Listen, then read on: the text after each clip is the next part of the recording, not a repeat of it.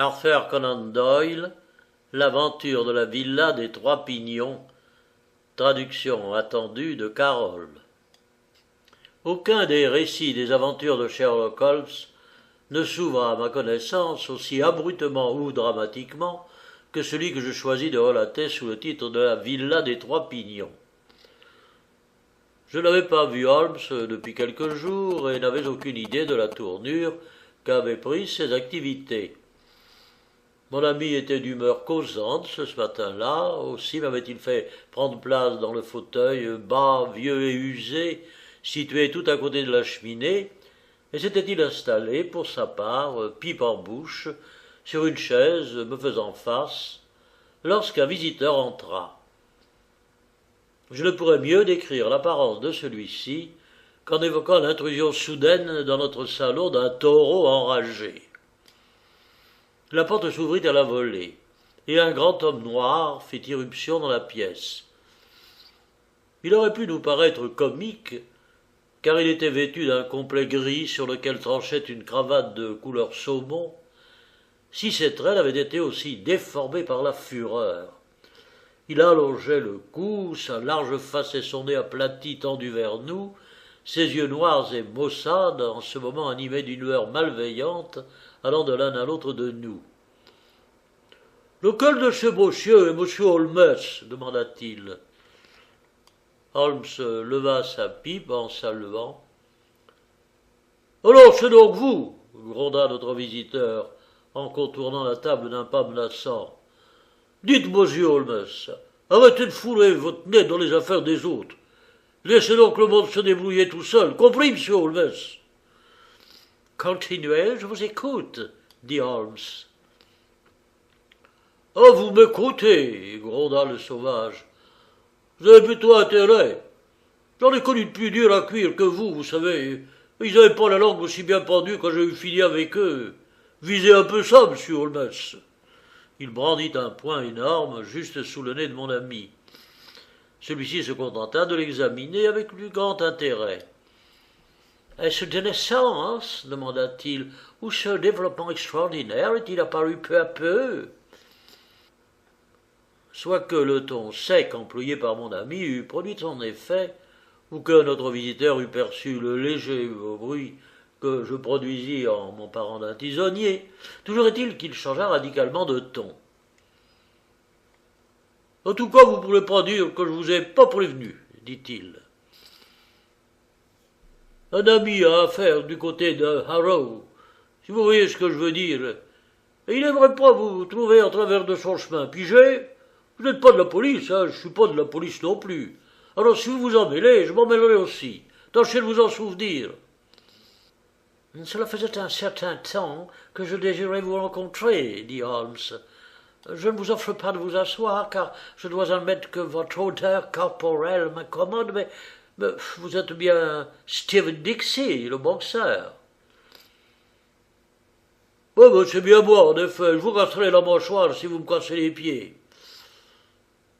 Bon, il serait bien dommage que j'aie à vous casser la vôtre, dit Holmes, en jetant un regard éloquent au hideux sourire du boxeur. Mais j'allais en venir au meurtre du jeune Perkins, retrouvé sur le seuil du Holborn Bar. Comment, vous nous quittez? L'homme avait fait subitement un bond en arrière et avait blêmi.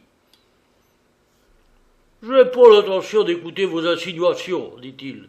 « J'ai rien à voir avec cette histoire. Je me trouvais à l'entraînement au Bull Ring à Birmingham quand c'est arrivé. »« Oui, vous avez dit cela au juge Steve, » dit Holmes. « Je vous ai suivi, vous et Barnett Stockdale. » Que Dieu me vienne en aide, cela suffit. Sortez, je viendrai vous trouver en personne quand j'aurai à nouveau besoin de vous. Je vous souhaite le bonjour, monsieur Holmes. J'espère que vous ne l'avez pas pris trop au sérieux, mes paroles de tantôt. Pas si vous me révélez que vous envoyez. Eh bien, il n'y a pas de raison d'en faire mystère. Le gentleman même dont vous venez de citer le nom. Et qui lui a demandé de vous envoyer à moi? Sa parole d'honneur, j'en sais rien. Il m'a juste dit « Va voir monsieur Holmes, Steve. et fais lui comprendre que s'il continue à traîner du côté de Harrow, il s'attirera des ennuis. C'est l'exacte vérité. » Et sans attendre que lui fût adressée une nouvelle question, notre visiteur sortit de la pièce presque aussi précipitamment qu'il y était entré. Holmes tapota les cendres de sa pipe, une lueur de malice dans le regard. « Je suis heureux que vous n'ayez pas été obligé de lui fendre son crâne laineux, Watson. J'ai observé votre manœuvre avec le tisonnier. Mais Dixie est davantage un gros bras, aussi stupide qu'inoffensif qu'un véritable tortionnaire. Il est plutôt facile de l'intimider, comme vous avez pu le constater. Il appartient au gang de Spencer Jones et a dû tremper dans quelque sombre affaire que j'éclaircirai quand je disposerai d'un peu de temps devant moi. Son supérieur direct, Barney, est plus astucieux. Toujours est-il que toute cette petite bande excelle dans l'art de l'intimidation, les agressions et autres escroqueries semblables. Ce que je désirerais savoir, c'est qui tire réellement les ficelles dans cette affaire. Mais pourquoi ont-ils tenté de vous intimider? Je suppose que cela est en rapport avec l'affaire Harrowfield. D'ailleurs, je vais décidément m'y intéresser de plus près, car je suppose, puisque l'on tente de m'en tenir à l'écart, qu'elle ne doit pas être dénuée d'intérêt. Mais de quoi s'agit-il? J'étais sur le point de vous en parler avant d'être subitement interrompu par l'entrée fracassante de notre visiteur. Voici une note de Mrs. Mayberley. Si vous voulez bien m'accompagner, nous nous mettrons en route immédiatement après avoir confirmé notre arrivée par un télégramme. Cher Monsieur Holmes, je suis victime d'une succession d'événements étranges qui ont un lien avec la demeure que j'occupe, et j'aimerais beaucoup avoir votre avis. Vous me trouverez à la maison à tout moment dans la journée de demain. Je réside à peu de distance de la gare de Weald. Je crois ne pas me tromper en affirmant que mon défunt mari, Mortimer Mayberley, fut l'un de vos premiers clients. Bien à vous, Mary Mayberley. L'adresse d'expédition était la suivante: Villa des Trois Pignons, Harrowfield.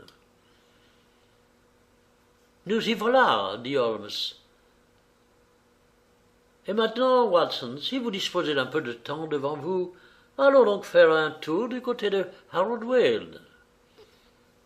Un court trajet en chemin de fer, suivi d'une courte marche, nous menèrent à la demeure, une villa de briques et de bois, bâtie sur un terrain à l'état de prairie naissante l'entourant. 3 discrets appendices, trônant en son sommet, s'efforçaient de justifier son appellation de Villa des Trois Pignons. On apercevait derrière la demeure un triste petit bois de pin. Le lieu tout entier apparaissait pauvre et déprimant. Néanmoins, l'intérieur de la maison s'avéra confortablement meublé, et la maîtresse des lieux qui nous reçut, dame d'un certain âge, m'apparut être une personne aussi raffinée que cultivée. « Je me rappelle très bien votre époux, Mrs. Mayberley, » dit Holmes, « bien que de nombreuses années se soient écoulées depuis son recours à mes services. » « Le nom de mon fils Douglas vous est-il également familier ?» Holmes la contempla avec intérêt. « Comment? Vous êtes la mère de Douglas Mayberley? Bien que je ne l'ai pas connu personnellement, son nom était célèbre dans tout Londres. Quel homme? Où est-il maintenant? » « Décédé, monsieur Holmes, il est décédé. Il avait dernièrement été nommé à Rome et il y décéda d'une pneumonie le mois dernier. » « Je suis navré. Il est difficile d'envisager la disparition d'un tel homme. Je n'ai jamais rencontré quelqu'un animé d'une telle soif de vivre. Il a mené une existence passionnée qui se faisait jour en chaque fragment de son être. Trop passionné, monsieur Holmes, c'est sans doute ce qui l'a mené à sa perte. Vous vous le rappelez certainement tel qu'il semblait être, brillant, confiant.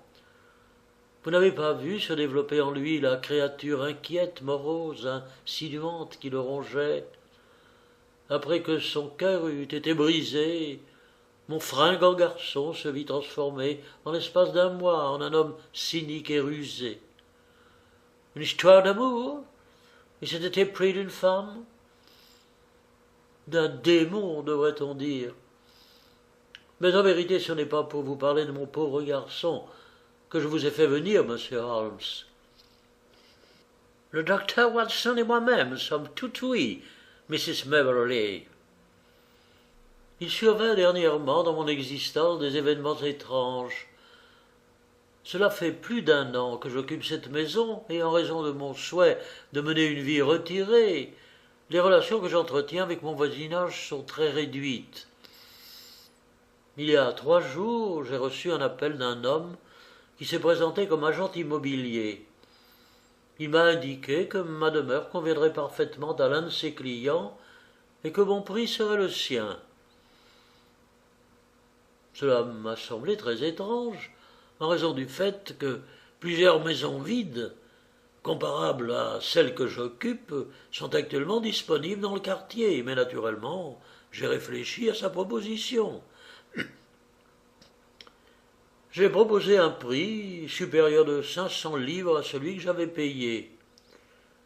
Il a immédiatement accepté sans discussion. Mais il a ajouté que son client, souhaitant profiter de tous les aménagements et meubles de la maison, j'avais la possibilité d'en évaluer également le prix.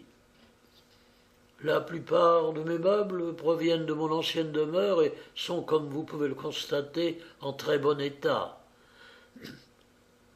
J'ai donc proposé une somme supplémentaire conséquente qu'il accepta également.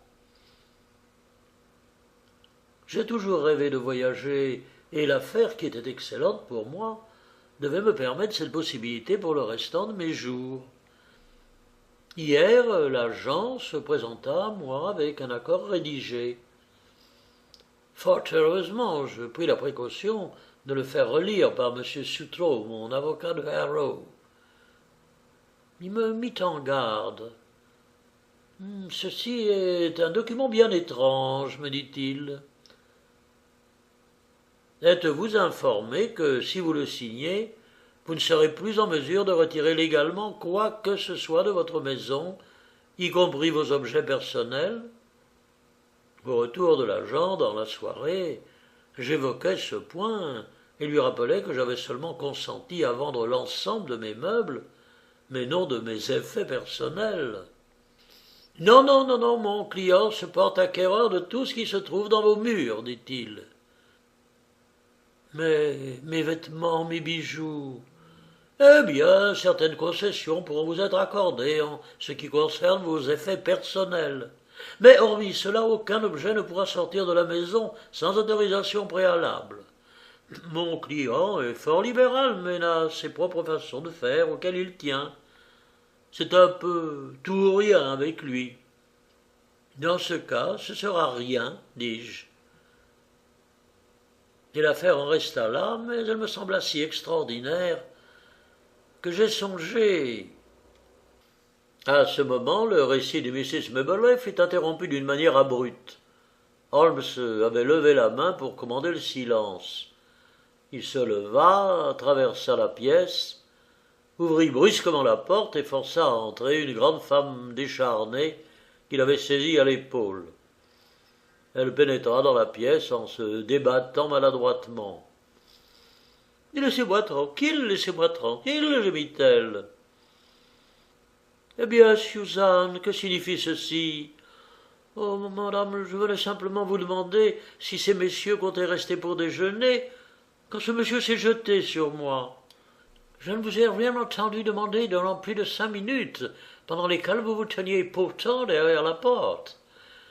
Vous êtes quelque peu asthmatique, Suzanne, n'est-ce pas?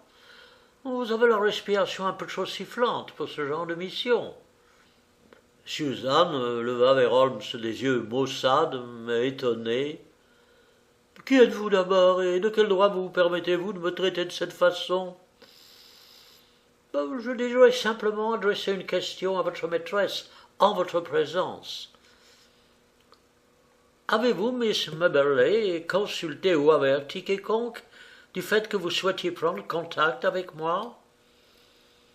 Non, monsieur Holmes, aucunement. Qui porta votre lettre à la poste? Susan. Parfait. À présent, Susan, à qui avez-vous écrit et envoyé un message stipulant que votre maîtresse souhaitait prendre conseil auprès de moi? Mais c'est faux, je n'ai jamais envoyé de message. Alors, Susan, le mensonge nuit à votre mauvaise santé respiratoire. Qui avez-vous averti? Susan, s'écria sa maîtresse, je crois que vous êtes une femme mauvaise et perfide. Je me rappelle à présent vous avoir vu converser avec quelqu'un par-dessus la haie. Cela ne regarde que moi, fit-elle d'un ton bougon. Supposons que je vous dise que ce soit à Barney Stockdale que vous ayez parlé, dit Holmes. Eh bien, puisque vous voulez le savoir, vous savez pourquoi vous me posez la question? Je n'en étais pas certain, mais je le suis à présent. Et maintenant, Susan, sachez que vous gagnerez 10 livres si vous me révélez qui se tient derrière Barney. Quelqu'un qui paierait 1000 livres pour chaque billet de 10 livres que vous dépenseriez. Donc un homme riche. Non, vous souriez, une femme riche. Alors, à présent que nous sommes autant informés, vous feriez bien de me donner son nom et de gagner vos 10 livres. Allez au diable! Oh, Suzanne, quel langage! Mais je veux m'en aller, laissez-moi partir de cette maison. Je vais chercher mes affaires demain. Elle se dirigea furieusement vers la porte. Au revoir, Susan. L'élixir parégorique est un bon remède à l'asthme. À présent, poursuivit Holmes en reprenant subitement son sérieux dès que la porte se fut refermée sur Susan, l'intrusion de ce gang dans notre vie est synonyme d'affaires pécuniaires. Jugez à quel point ces individus sont organisés et réagissent avec promptitude. Le cachet de la lettre que vous m'avez adressée indique qu'elle a été postée à 10 heures du matin. Suzanne a transmis aussitôt le message à Barney, et Barney se précipita alors chez son employeur et eut le temps de prendre ses instructions. Il ou elle, je penche davantage en faveur de la seconde possibilité, en raison du sourire goguenard qui illumina le visage de Suzanne quand elle pensa que je me fourvoyais. Elle donc échafaude un plan. Steve Dixie est contacté et se présente à mon domicile peu avant 11 heures du matin au jour suivant. Cet enchaînement d'actions est pour le moins rapide, ne trouvez-vous pas? Mais que cherche-t-il? Ah, voilà bien la question. Quel était l'occupant de la maison avant vous? Un commandant de vaisseau à la retraite du nom de Ferguson. Avez-vous quelque chose de particulier à signaler à son sujet? Rien, à ma connaissance. Supposons qu'il ait enfoui quelque chose au sein de votre demeure. Bien sûr, il va de soi qu'aujourd'hui, les gens enterrent plus volontiers un trésor dans la Post Office Bank que dans un sol ou des murs quelconques, mais certains individus sont parfois excentriques. Le monde serait si triste sans eux. Dans un premier temps, c'est donc à cette possibilité que j'ai songé. Mais pourquoi, en ce cas, l'agent immobilier aurait-il demandé à ce que vous laissiez la maison meublée? Vous ne posséderiez pas, par hasard, sans en avoir connaissance, un Raphaël ou une première édition shakespearienne? Oh non, je ne crois pas posséder d'objet d'une plus grande valeur que celle de mon service à thé Crown Derby. Mais lequel ne semble pas être en mesure de justifier de tous ces mystères. Par ailleurs, pourquoi n'ont-ils pas tout simplement listé ce qu'ils désiraient conserver? S'ils convoitent votre service à thé, ils sont sans doute en mesure d'en offrir un prix sans avoir à acquérir l'ensemble de vos effets personnels. Non, je forme l'hypothèse que vous possédez quelque chose dont vous ignorez le prix et auquel vous ne l'en seriez pas si vous en aviez connaissance. Oui, c'est du moins la seule explication plausible à tout ceci, appuyai-je. Puisque le docteur Watson acquiesce, il me semble que cette supposition est tout à fait probable. Mais, monsieur Holmes, qu'est-ce que cela pourrait bien être? Voyons si de simples déductions pourraient nous l'apprendre. Vous occupez cette demeure depuis 1 an, dites-vous? Presque 2. Parfait. Et durant cette période, vous n'avez reçu de sollicitation d'aucune sorte? Soudainement, en l'espace de 3 ou 4 jours, vous suscitez le plus vif intérêt. Que déduisez-vous cela, Watson? Je ne peux que penser, répondis-je, que l'objet en question, quel qu'il soit, vient d'être introduit dans votre maison. Élémentaire, mon cher Watson, s'exclama Holmes. À présent, Mrs. Moberley, quel est l'objet que vous venez d'acquérir récemment? Je n'ai rien acheté cette année, répondit-elle. Vraiment? Voilà qui est surprenant. Dans ce cas, nous ferions mieux de revoir notre hypothèse et de l'étoffer de nouveaux éléments.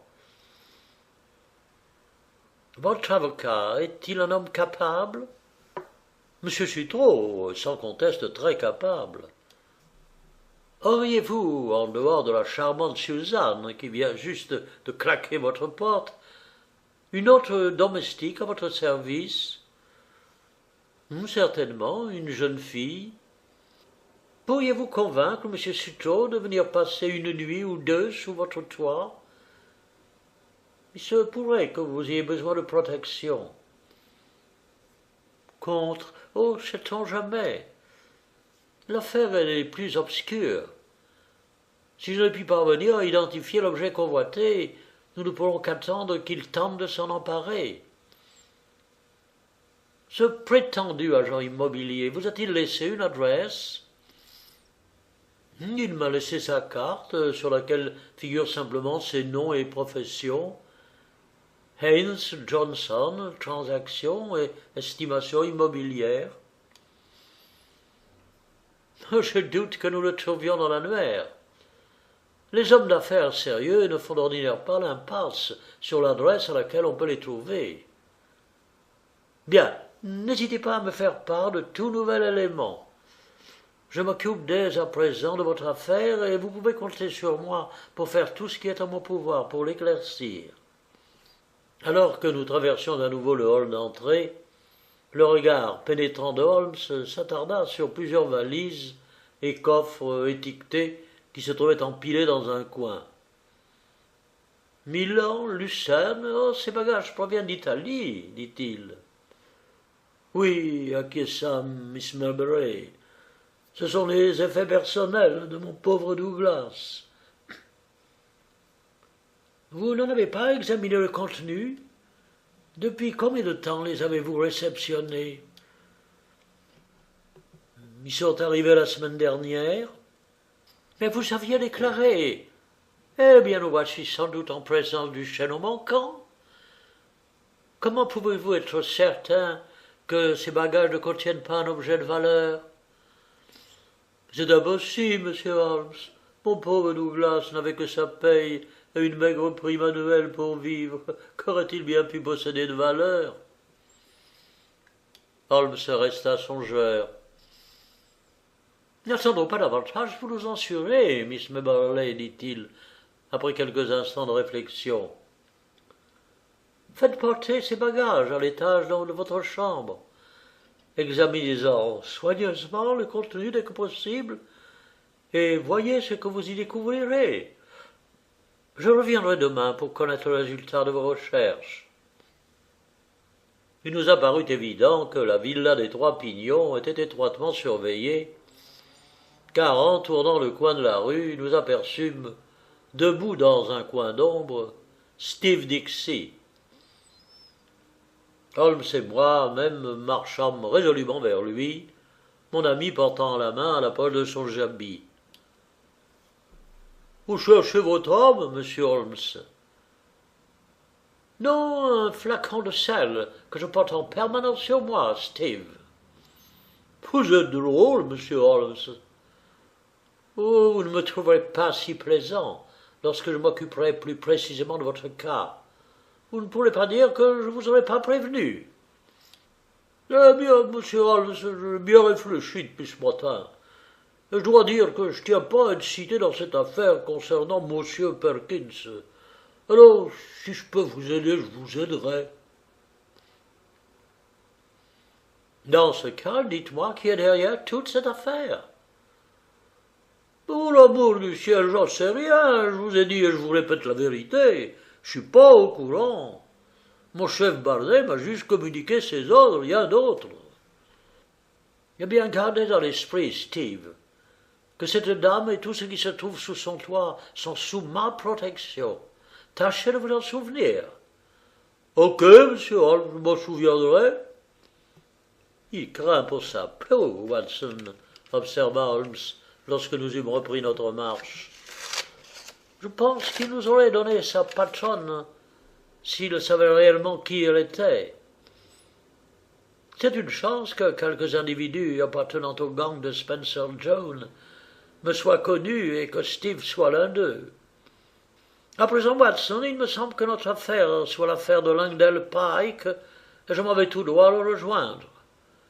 À l'issue de cette entrevue, je serai sans doute en mesure de vous proposer de nouveaux éclaircissements. » Je ne revis plus Sherlock Holmes de la journée, mais je pus fort bien imaginer la façon dont il l'employa, car Langdale Pike était sa référence humaine quant au scandale de la société. Cette étrange, languissante créature avait coutume de passer ses quelques jours d'éveil quotidienne dans le bow window d'un club de St. James Street et exerçait la noble fonction de receveur et de colporteur de tous les potins de la métropole. On disait qu'il percevait un revenu à 4 chiffres pour transmettre hebdomadairement ses entrefilets aux feuilles de chou spécialisées en la matière, à destination d'un public demandeur. Si par hasard se produisait dans les profondeurs des flots londoniens le plus léger remous, celui-ci était immédiatement ramené à la surface et consigné avec la plus grande précision par cette mécanique faite de chair humaine. Holmes avait coutume de renseigner Langdale et était renseigné occasionnellement en retour. Lorsque je rencontrai mon ami sur le seuil de la porte de sa chambre au matin du jour suivant, je pus constater à sa mine réjouie que sa rencontre avec Langdale Pike n'avait pas été vaine. Une surprise des plus contrariantes nous attendait cependant, qui prit la forme du télégramme suivant. « Merci de venir immédiatement. Maison cambriolée pendant la nuit. Police sur les lieux. Sutro. » Holmes se mit à un sifflement furieux. « La situation a pris un tour critique plutôt que je ne l'aurais songé, Watson. Les ficelles de cette affaire sont incontestablement tirées par un redoutable bandit, ce qui corrobore les informations qui viennent de m'être communiquées. Sutro, bien sûr, n'est qu'avocat. J'ai commis une terrible erreur, je le crains, en ne vous demandant pas également de passer la nuit là-bas. Sutro s'est révélé un obstacle bien aisé à contourner pour les malfaiteurs. Eh bien, nous en serons quittes pour un nouveau voyage à Harrowfield. » Nous trouvâmes la villa des Trois Pignons dans un état bien différent de celui où nous l'avions laissé la veille. Un petit groupe de badauds se tenait à l'entrée du jardin, pendant que 2 policiers examinaient soigneusement les fenêtres et les bacs de géranium. Nous fûmes accueillis à notre arrivée par un gentleman grisonnant qui se présenta à nous comme étant l'avocat de Mrs. Moberley, ainsi que par un inspecteur aussi vif que Rubicon, qui salua Holmes en vieille connaissance. « Eh bien, monsieur Holmes, pas beaucoup de travail pour vous dans cette affaire, je le crains. Il s'agit d'une simple affaire de vol ordinaire, tout à fait dans les comptes de notre bonne vieille police. La présence d'un expert ne semble pas nécessaire. »« Oh, je suis persuadé que l'enquête est dans de très bonnes mains, » dit Holmes. Mais un vol, tout ce qu'il y a de plus ordinaire, dites-vous? Bon, c'est ce qui semble, en effet. Nous connaissons l'identité des voleurs et savons parfaitement où les trouver. C'est le gang de Barney Stockdale qui est mis en cause. Le grand noir qui travaille pour eux a été vu par ici. Oh, stupéfiant, mais de quoi se sont-ils emparés? Il semblerait qu'il n'ait emporté que peu de choses. Miss Moberly a été chloroformée et la maison était... Ah, voici Mrs. Moberly en personne. Notre hôtesse du jour précédent, l'air hagard et souffrant, était entrée dans la pièce, soutenue par une jeune domestique. « Vous m'avez donné un bon conseil hier, monsieur Holmes, dit-elle en souriant tristement. Hélas, je n'en ai pas fait cas. J'ai négligé de déranger monsieur Sutro, et je me suis rendu vulnérable. Oui, je n'ai été mis au courant que ce matin, précisa l'avocat. Monsieur Holmes m'avait conseillé de demander à un ami de séjourner quelques jours dans la maison. Je n'ai pas suivi son conseil et j'en ai été bien puni. Vous avez l'air très souffrante, dit Holmes. Êtes-vous en état de me raconter ce qui s'est passé? Oh, tout est là, dit l'inspecteur en tapotant fièrement son calepin de police. Cependant, si Mrs. Moberly n'était pas trop épuisée, il n'y a que peu à dire. Je n'ai aucun doute sur le fait que cette même rusée Suzanne leur ait probablement ménagé un accès. Ils avaient dû étudier la disposition des pièces de la maison bien avant leur intrusion. J'ai eu conscience, durant un court instant, du chloroforme que l'on m'appliquait sur le visage, mais je n'ai aucune idée du temps durant lequel je suis restée inconsciente. Lorsque je repris mes esprits, un homme se tenait auprès de moi et un autre se relevait, un paquet à la main, des bagages de mon fils, lesquels avaient été indubitablement fouillés et jonchaient partiellement le sol. Et avant que ces deux individus eussent disparu, je m'étais redressé, m'étais jeté sur eux. « Vous avez pris là un risque inconsidéré, » dit l'inspecteur. Je m'accrochais fermement à l'un d'eux, mais il me secoua, si bien que je lâchai prise. Et il se pourrait que l'autre m'eût frappé, car à cet instant précis, je perdis à nouveau connaissance. Ma jeune domestique, Mary, qui avait entendu du bruit, avait accouru à la fenêtre appeler du secours. Cela eut pour résultat d'alerter la police, mais avant son arrivée, les brigands avaient eu le temps de prendre la fuite. Et qu'ont-ils emporté? Bien, je ne crois pas que ce soit un objet de valeur. Je n'avais rien trouvé de ce type lors de l'examen des bagages de mon fils. N'ont-ils laissé, selon vous, aucun indice? Il y a cette feuille de papier que j'ai sans doute arrachée des mains de l'homme auquel je me suis agrippé, car elle était retrouvée gisant sur le sol toute froissée. Elle est de l'écriture de mon fils. Ce qui signifie qu'elle ne peut pas nous être d'une grande utilité, dit l'inspecteur, à moins qu'elle ne se soit effectivement trouvée dans les mains du voleur. Élémentaire, dit Holmes. Vous faites preuve d'un grand bon sens, inspecteur. Je serais curieux de jeter un œil à ce papier.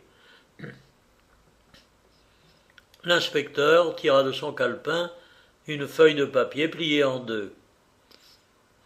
Je ne laisse échapper le moindre détail, aussi infime soit-il, dit le policier en se rengorgeant. J'ai appris de mes 25 ans d'expérience qu'une possibilité d'empreinte existe toujours. Holmes examina la feuille de papier. « Et qu'en pensez-vous, inspecteur ?»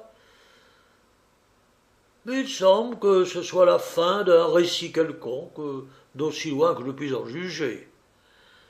« Cela semble bien être la fin d'un étrange récit, » fit Holmes. « Vous avez sans doute remarqué le numéro figurant en haut des pages. Il est de 245. Mais où se trouvent donc les 244 autres pages? Eh bien, je suppose qu'elle se trouve en possession des voleurs, dit l'inspecteur, grand bien leur face. N'y a-t-il pas étrange, selon vous, que les voleurs s'introduisent dans une maison pour dérober des documents d'une apparence aussi quelconque? Cela suggère-t-il quelque chose à votre esprit, inspecteur? Oui, monsieur, cela me suggère que dans leur précipitation, les voleurs ont emporté la première chose qui leur est tombée sous la main. Et on leur souhaite bien du plaisir de leur larcin. Mais pourquoi ont-ils fouillé précisément dans les affaires de mon fils? Demanda Miss Moberley.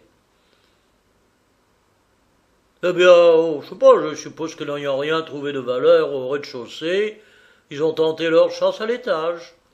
Je ne vois pas d'autre explication possible. Qu'en dites-vous, monsieur Holmes?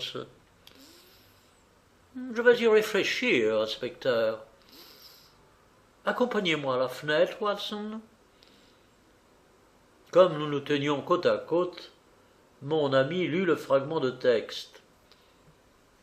Celui-ci commençait au milieu d'une phrase et se poursuivait ainsi. Visage saignait considérablement par suite des coupures et des coups, mais ce n'était rien en comparaison de la blessure de son cœur quand il aperçut ce visage aimé, le visage pour lequel il était prêt à sacrifier sa vie tout entière, contemplant son agonie et son humiliation. Alors qu'il levait des yeux implorants vers elle, elle sourit. Oui, par le ciel, elle sourit, comme l'être démoniaque qu'elle était. Et ce fut à ce moment que son amour mourut et fit place à la haine. L'homme doit être animé d'un sentiment.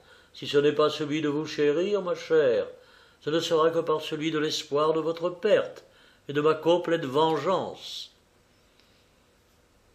Étrange syntaxe, dit Holmes dans un sourire en rendant la feuille de papier à l'inspecteur. Avez-vous remarqué à quel point est subite la transformation du narrateur de lui en moi? L'auteur était si transporté par son texte qu'il s'est identifié à son héros. Cela ne me semble pas revêtir une grande importance, dit l'inspecteur en replaçant la feuille dans son calepin. Comment vous partez, monsieur Holmes? Je ne crois pas pouvoir faire davantage ici, à présent que l'affaire est en de si bonnes mains, inspecteur.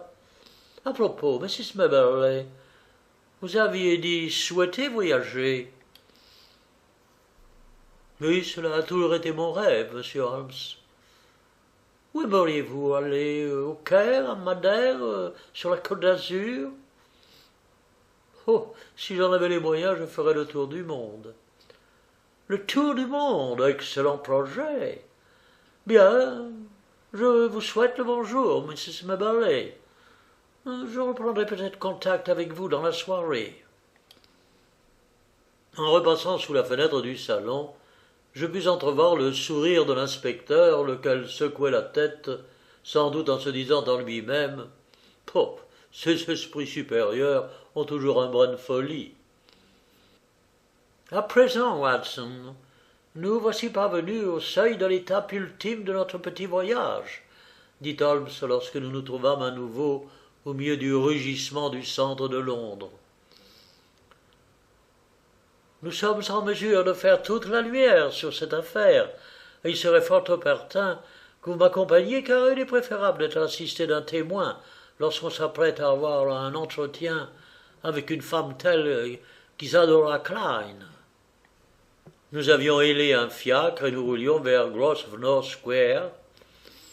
Holmes était resté plongé dans ses pensées, mais il s'en extirpa soudainement. À propos, Watson, je suppose que toute cette affaire vous apparaît très nettement. Je dois reconnaître que non. Je ne peux que supposer que nous allons à la rencontre de la dame qui se trouve derrière toute cette affaire. Parfaitement. Mais le nom d'Isadora Klein n'évoque-t-il rien dans votre esprit? Sa beauté fut célèbre. Aucune autre femme ne put jamais rivaliser avec elle. Elle est du sang espagnol le plus pur de celui des conquistadors, et sa famille gouverne Pernambuco depuis des générations. Elle a épousé le roi allemand du sucre, Klein, en première noces, et s'est ainsi retrouvée à sa mort la plus riche et belle jeune veuve du monde. Une période frivole succéda à la disparition de son époux, durant laquelle elle s'adonna à ses fantaisies. Elle prit plusieurs amants, et Douglas Meuvelet, l'un des hommes les plus en vue de Londres, compte au nombre de ceux-là. Il semble que l'aventure qu'elle eut avec lui compta cependant plus que tout autre. Il fut pour elle plus qu'un simple flirt. Mais cet homme fort et fier, qui donnait tout, en attendait autant en retour. Elle est pourtant par nature la beauté empoisonnée des récits de fiction. Une fois son caprice satisfait, plus rien ne compte pour elle, et si l'autre partie souhaite ignorer son renvoi, elle sait se montrer les plus explicites. Ah, c'était donc de sa propre histoire dont il s'agissait. Oui, ceci vous apparaît évident à présent. J'ai entendu dire qu'elle était sur le point d'épouser le jeune duc de Lomont, qui pourrait presque être son fils. La future de sa grâce pouvait certes exposer aux yeux du monde leur différence d'âge, mais ne pouvait fermer les yeux sur un scandale en perspective. Aussi était-il impératif de... Ah, mais nous voici arrivés. Nous étions parvenus à l'une des plus belles maisons d'angle de West End. Un solennel page rassembla nos cartes de visite et s'en vint annoncer que madame était absente. Dans ce cas, nous pourrions peut-être attendre son retour, interrogea Holmes sur un ton enjoué. Le page s'inclina solennellement. Absente signifie absente pour vous. Parfait, répondit Holmes. Dans ce cas, je présume que notre attente ne sera pas longue. Veuillez, je vous prie, porter cette note à votre maîtresse. Il griffonna quelques mots sur une feuille qu'il arracha de son calepin, la plia, l'attendit au page. « Et qu'en lui avez-vous écrit, Holmes » demandai-je. « Oh, je lui ai simplement écrit. Ce sera donc la police, point d'interrogation. Oh, j'ai bon espoir que ceci nous ouvre une porte. » La porte se réouvrit en effet avec une incroyable célérité. Une minute plus tard, nous étions introduits dans un vaste et magnifique salon, digne d'un décor de 1001 nuits, baigné d'une douce pénombre, laquelle ne s'estompait qu'autour d'éparses lampes qui brillaient d'un faible éclat rose.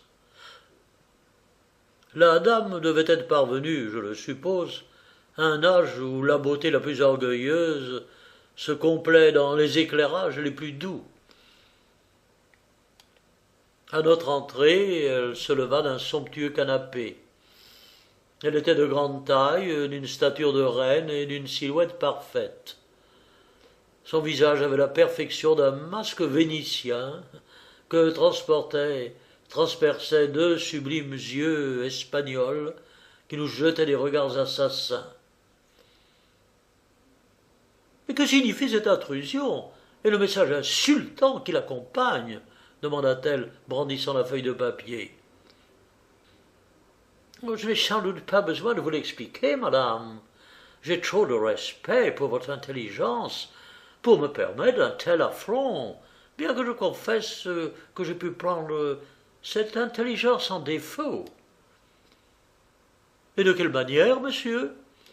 En supposant que je pourrais céder à l'intimidation de vos hommes de main. Assurément, aucun homme sensé ne ferait choix de ma profession si ce n'était en raison des dangers qu'elle comporte. C'est à vous seul que vous devez que je me sois intéressé d'aussi près au cas du jeune Meuvelet. Je n'ai aucune idée de ce dont vous voulez parler. Qu'ai-je à voir avec ces prétendus hommes de main? Holmes eut un mouvement de lassitude. Oui, j'en ai fait surestimer votre intelligence. Je vous souhaite le bonjour. et il tourna les talons. « Mais arrêtez, où allez-vous ?»« À Scotland Yard. » Nous avions à peine fait quelques pas en direction de la porte que la dame se précipita sur mon ami en l'arrêtant par le bras. En un instant, elle était devenue aussi velours qu'elle avait été acier. « Revenez, prenez place, messieurs. Parlons posément de cette affaire. Je pressens que mon intérêt est d'être franche avec vous, monsieur Holmes. Vous avez les manières d'un gentleman. L'instinct de toute femme la porte à le déceler immédiatement. Je vous traiterai en ami. »« Ah, je ne puis vous promettre la réciproque, madame. Je n'incarne pas la loi, mais je représente la justice, d'aussi loin que mes modestes pouvoirs peuvent s'étendre. Je suis prête à vous écouter, je vous dirai ensuite mes intentions. » Oui, nul doute que ce fut pure folie de ma part que de menacer un homme tel que vous. Oh, ce qui fut pure folie, madame, fut de vous placer entre les mains d'un gang de bandits susceptibles de vous faire chanter ou de vous dénoncer. Je ne suis pas si simple d'esprit, monsieur Holmes. Puisque je vous ai donné ma parole d'être franche, je vous avouerai que personne à part Barney Stockdale et Suzanne, son épouse, n'ont la moindre idée de ce qu'est leur employeur. Et quant à eux, eh bien, ils ont déjà fait leurs preuves par le passé. Elle sourit et inclina la tête avec une coquetterie charmante. « Ah, je vois, vous les avez déjà mis à l'épreuve. Ils sont simples et efficaces et restent muets comme des tombes. La légende dit que les morts se relèvent parfois de leur tombe. Barney et Suzanne pourraient être arrêtés par la police pour leur vol et interrogés. Elle est déjà sur leurs traces. Ils prendront avec philosophie ce qui leur arrivera. Ils ont été payés pour. Mon nom ne sera pas prononcé. Ils pourraient l'être par moi. Vous ne ferez pas cela. Vous êtes un gentleman. L'honneur d'une femme est en jeu. En premier lieu, vous devez rendre le manuscrit. » Elle éclata de rire et se dirigea vers la cheminée. Elle désigna d'un tisonnier une espèce masse noire qui s'y consumait. « Vous le restituerai-je dans cet état ?» demanda-t-elle. Elle se tenait devant Holmes, bravache, un sourire espiègle et exquis sur les lèvres. De tous les criminels qui lui avaient été donné de rencontrer, je pressentais qu'elle était celui qu'il aurait plus de mal à affronter. Mais le cœur de Holmes était hermétiquement fermé à toute sensibilité galante. « Voilà qui scelle notre destin, » répondit-il froidement. « Vous êtes prompte à agir, madame, mais vous auriez dû patienter davantage en cette occasion. » Elle lâcha le tisonnier qui tomba au sol dans un cliquetis. « Quel manque de délicatesse » s'écria-t-elle. « Devrais-je donc vous raconter toute mon histoire ? Oh, je crois que je la connais déjà. Mais vous devez vous la représenter telle que je l'ai vécue, monsieur Holmes. Vous devez l'envisager du point de vue d'une femme qui voit son ambition d'une vie sur le point d'être subitement ruinée au dernier moment et en un instant. Une telle femme doit-elle être blâmée pour avoir voulu se protéger ? Le péché originel fut le vôtre. Oui, certes, j'en conviens.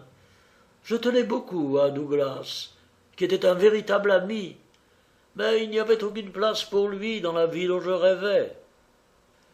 Il voulait le mariage, monsieur Holmes, et il était sans le sou. Il ne voulait rien de moins que cette union. Il se montrait de plus en plus insistant. Parce que j'avais déjà donné, il semblait songer que je devais donner toujours, et à lui seulement. Cette situation me devint intolérable. Je dus me résoudre à lui ouvrir les yeux. En envoyant des bandits le corriger, jusque sous vos propres fenêtres. Il semble que vous soyez effectivement très bien informé, monsieur Holmes. Eh bien oui, c'est la vérité.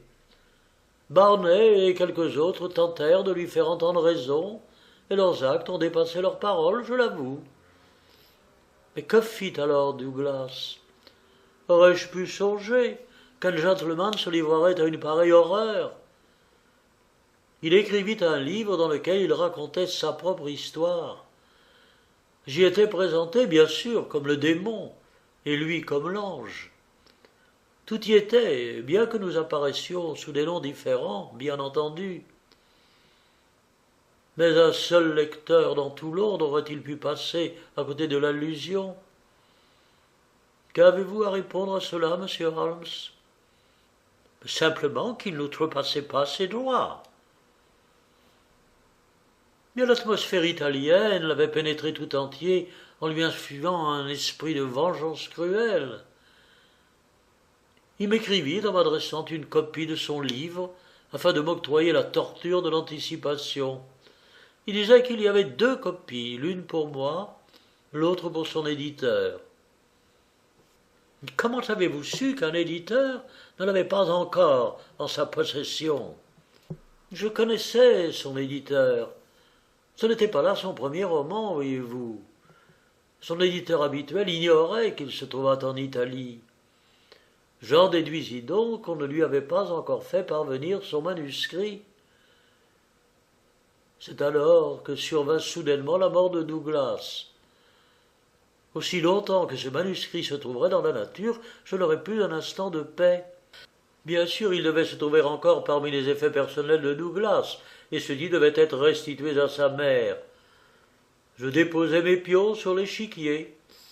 L'un d'eux put entrer au service de Mrs. Moberley. Je souhaitais faire les choses honnêtement, je le souhaitais sincèrement, et m'y employais. J'étais prêt à acquérir la maison et tout ce qu'elle contenait. J'offris sans en discuter le prix demandé. Je ne choisis une autre voie que parce que tout ce que j'avais tenté honnêtement avait échoué. Maintenant, monsieur Holmes, en admettant que j'ai été trop dur avec Douglas, et Dieu sait si j'en éprouve des remords, que pouvais-je faire d'autre alors que mon avenir était en jeu? Sherlock Holmes haussa les épaules. Bien, bien, dit-il, je suppose que je vais devoir transiger.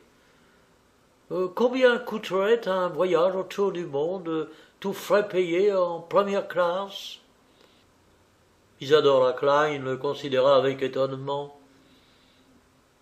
5000 pounds serait-il suffisant? Poursuivit mon ami. Eh bien, moi je suppose, oui. Très bien. Alors dans ce cas, je propose que vous rédigiez et me remettiez un chèque de ce montant. Je veillerai à ce qu'il parvienne à Mrs. Moberley. Vous lui devez un complet changement d'air. En attendant, madame, il leva l'index en signe d'avertissement, soyez vigilante. Vous ne pourrez éternellement jouer avec le feu sans vous y brûler les ailes.